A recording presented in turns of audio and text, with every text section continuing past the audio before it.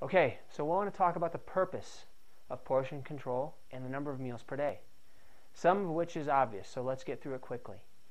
If we consume large amounts of calories with every single meal, the body doesn't know what to do with all that energy, all that fuel, all at once. So what does it do? It takes what it needs and it stores the rest for later. How does it get stored? It gets stored as fat, oftentimes just unused energy.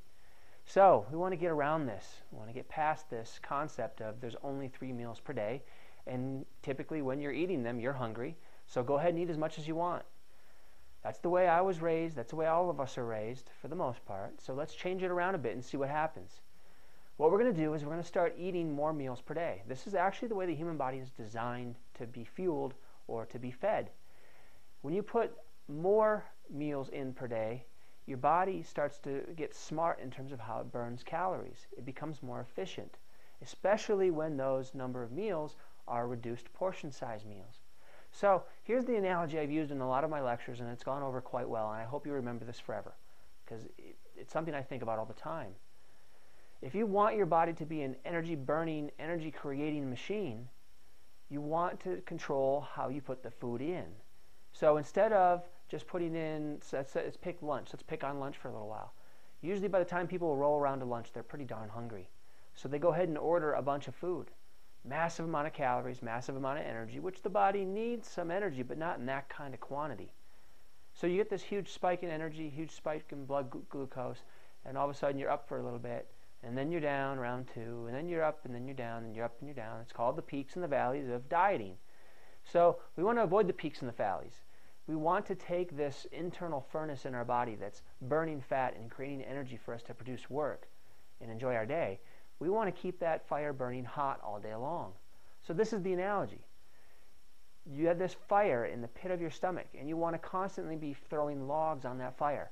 You don't want to just throw a bunch of logs on the fire, get it really hot, and then ignore it and let it burn down into like a slow burning type ember type fire, in which you have a hard time getting it burning hot again, even when you go back and dump a bunch of logs back on the fire.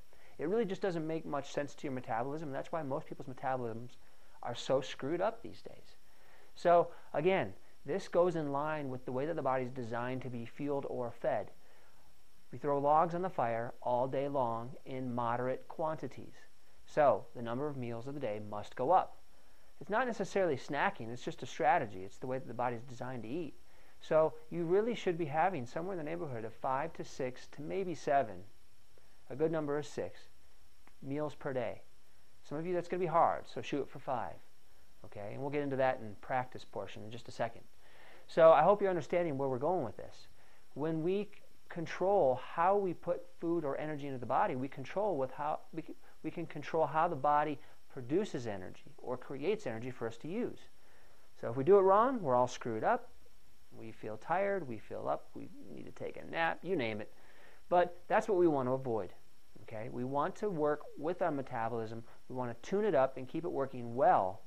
If we don't do that and we stick with our old traditions, we're just actually causing metabolic dysfunction, and we don't even know it. So let's get past that, okay?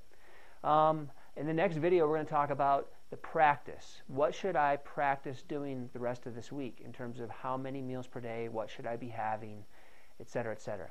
One last concept as far as portion control, which I already touched on, but I want to go over it one more time and make sure everybody gets this.